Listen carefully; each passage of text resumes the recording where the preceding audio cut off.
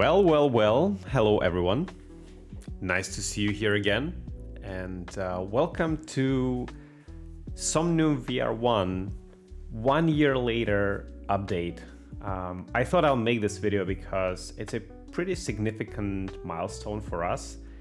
And I just wanted to chat with you and tell you what's new, what's coming, and how things have been so far. So I'm recording this in September, and this happens to be a 1 year anniversary of when we started delivering Somnium VR1 to our customers. Of course, we wanted to start delivering it earlier. We wanted to do it in the end of July, in August 2024, but production is very difficult, and we actually started shipping in September 2024.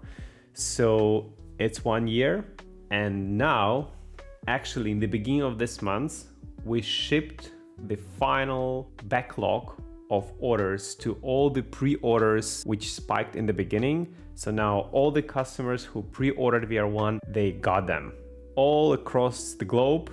Honestly speaking, I know some people got it in Japan, Australia, New Zealand, US, whole Europe, Brazil, and many more. For all of you who actually ordered VR1 and who are part of our community, thank you. Thank you for being with us. Thank you for supporting our product. Thank you for supporting our vision of open PC VR ecosystem.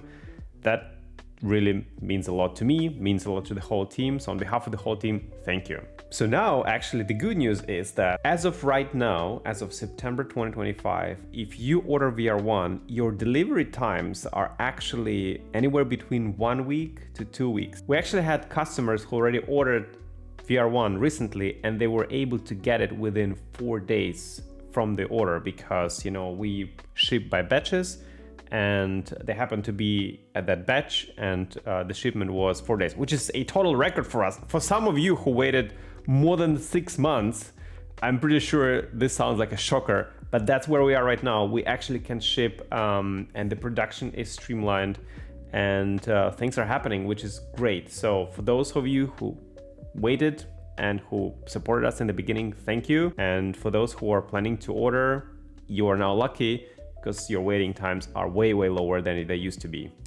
Creating a VR headset is not only about hardware, it's also about the software. So let's recap a bit of how we have managed to make software updates in the past 12 months. We have managed to ship, I think, 12 or maybe even 13 software updates in this time span. So basically, on average, is one pretty big software update a month. Yeah, it has been an incredible journey on the software side, because we have rewritten the whole visual pipeline, and we improved a lot, especially in the OpenXR part. Because remember, Somnium Space or Somnium VR1 is not just a Steam VR headset, it's also native OpenXR headset, which unlocks a tremendous amount of features, possibilities, and capabilities of the headset. So we have rewritten the whole pipeline, which gave around 25 to 40% performance improvement for all of you who are using OpenXR runtime, among other things such as improved mixed reality performance, improved mixed reality image quality, which, by the way, some more of that is coming in the future, in the actually near-term update this year. We'll have something huge for mixed reality for all of you who already have Ultimate Edition. Those updates covered VR1 tool, the OpenXR runtime, the pipeline, the usability, the eye tracking. We have improved eye tracking substantially.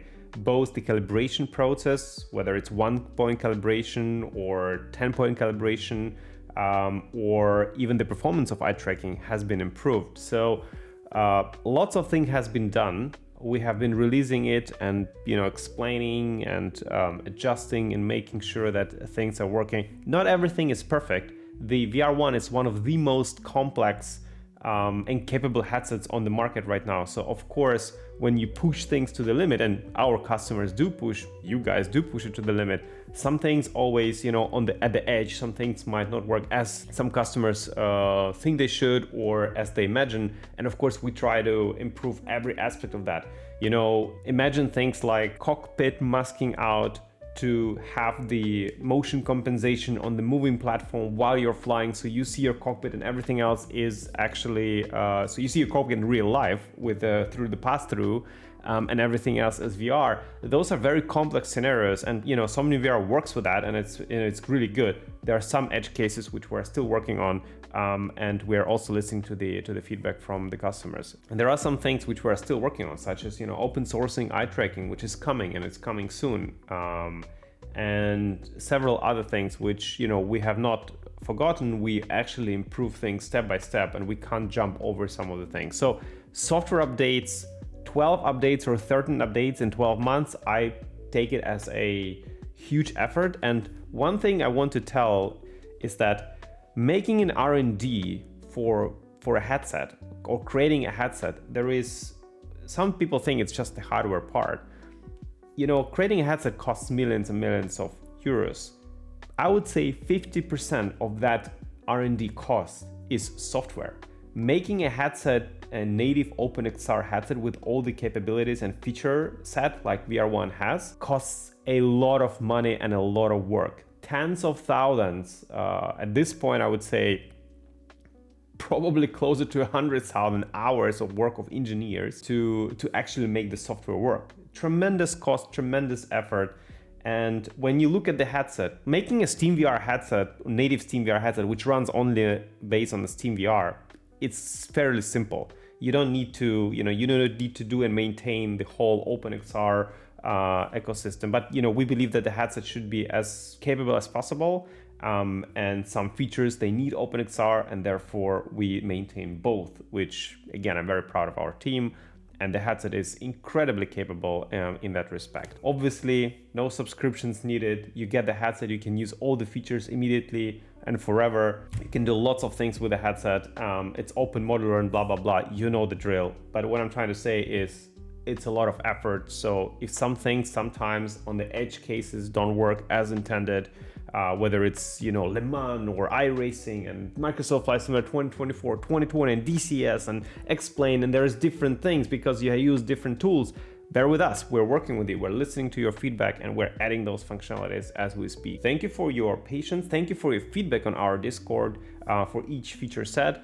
Our team is on it, and we're working hard to make things as perfect as we can. So now let me talk about some exciting things which are actually coming up. As we told in the beginning, will be selling not only spare parts for VR1s, but also we'll try to sell as many modules of VR1 as possible. For example, we'll be selling the optical stacks, we'll be selling the screens, actual displays we're using, because we have lots of displays which are not going through our quality assurance process, either in the factory or directly after the quality assurance process of the factory has finished.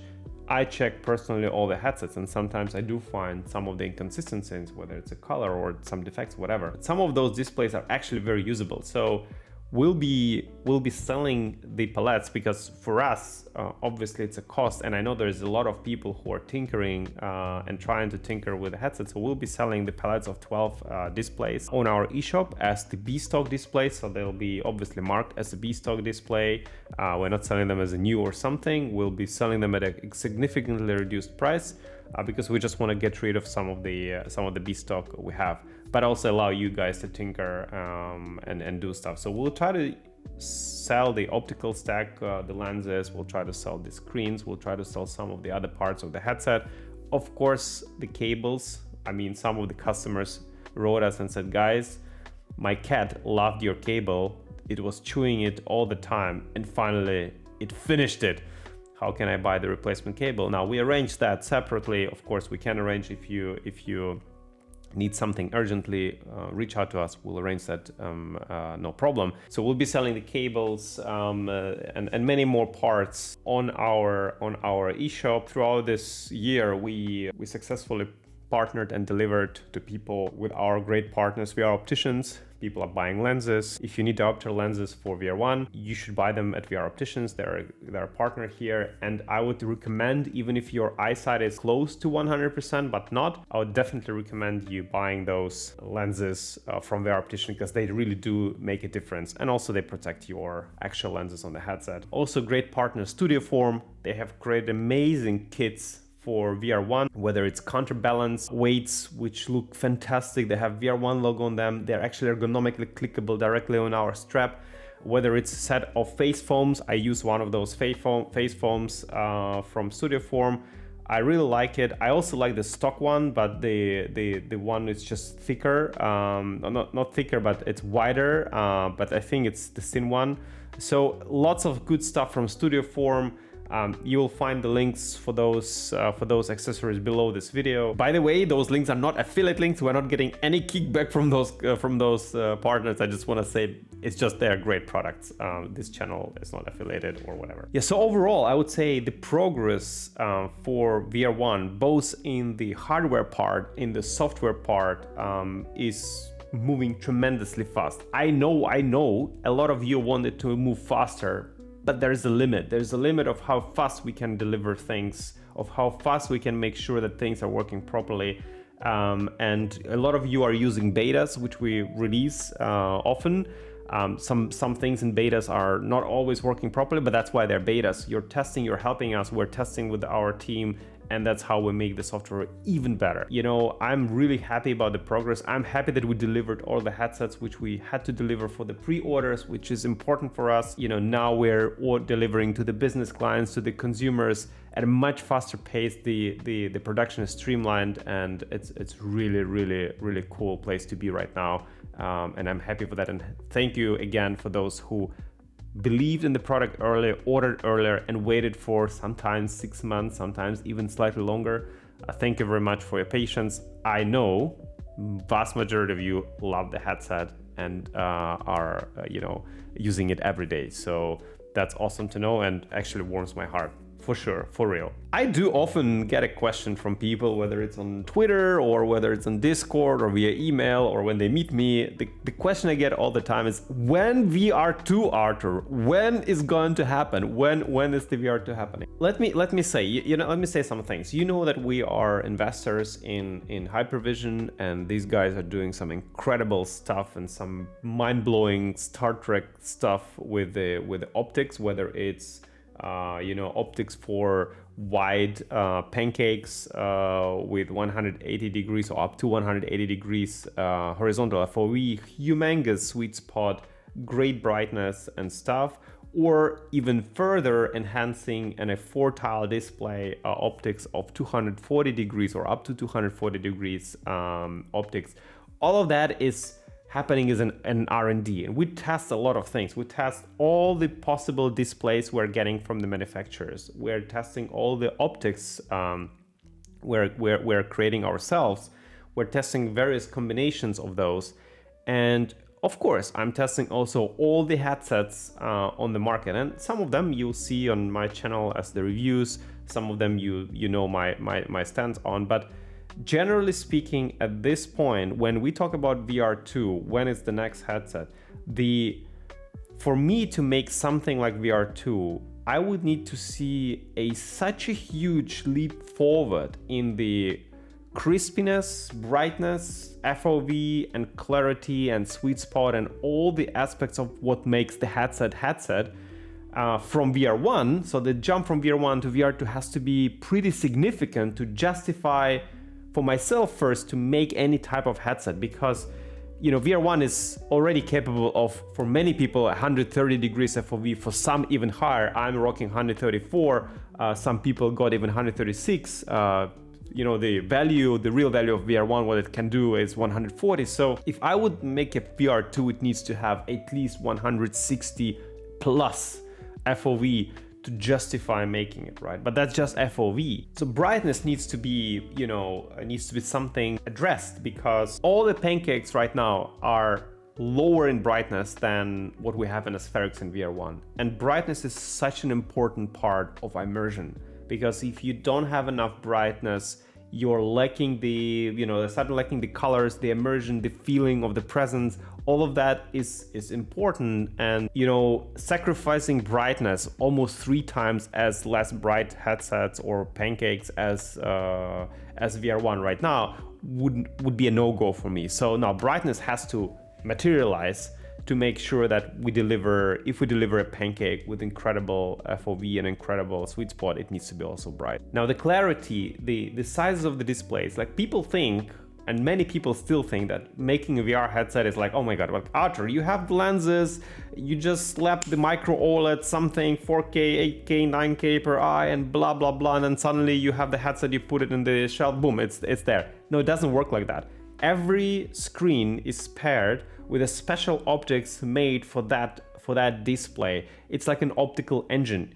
And one goes in hand with another. And you have to realize, while I cannot comment publicly on the timeline of all the display manufacturers, which we know, I can tell you that it will take a lot of time still to deliver a true 4K or true next level visually capable displays without bad stuff like Muras and other parts which they're suffering from, like some other displays and stuff.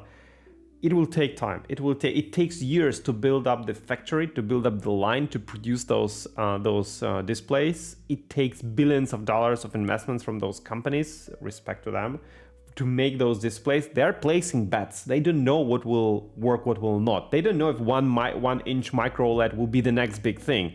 They don't know it. They're guessing. And their guesses is billions of dollars. That's why they're trying hard, but they're also very careful.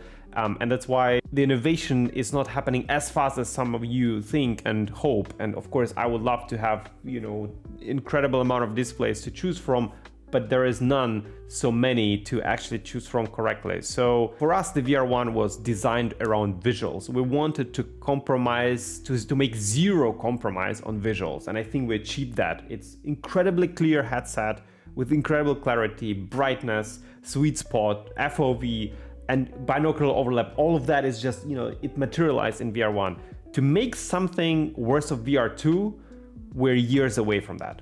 We are years away from that. Even if we're pushing hard on the pancake lens part with hypervision, or we're doing, our own research and tests with other types of the lenses and stuff, it's years away. So I always said that, like, if you are into PC VR, VR1 is the headset you will buy, and it will serve you for 5, 6, 7 years, no problem. Sorry, I've actually probably heard some bells ringing, some things are being delivered to us. To make VR2, you need to have a huge leap forward, and VR1 right now, with their optical capabilities, is in a good place. It's in a very good place. We started shipping in 2024. The optical engine was created in 2023. Even, we started earlier, but let's say 2023, started shipping 2024, even in 2025, and even in 2026, we're in a fantastic good place optically. I personally don't think we'll see huge leap forward in terms of the optical capabilities for many years to come. So while we of course think about VR2 and we experiment, I don't have a timeline for you yet. And I don't see right now a path for a tremendous upgrade visually from what VR1 is today. So with that being said, this is my 1 year video, recap video of what has been happening. Lots of cool things gonna be announced soon. New partnerships, new reviews are coming, new products on our eShop in terms of accessories and other stuff. Some exciting parts as well coming in. So you will see lots of stuff from now until the end of the year. And for those of you who are using VR1, some of you are using it 8 hours a day, thousands of hours already in VR1. Thank you for being with us. Thank you for being part of our community. And I cannot wait to hear more stories and to see more Through the Lens videos on our Discord or on TikTok or wherever you're posting it. As always, thanks a lot. I'm available on Discord everywhere, and see you in the next video. Bye bye.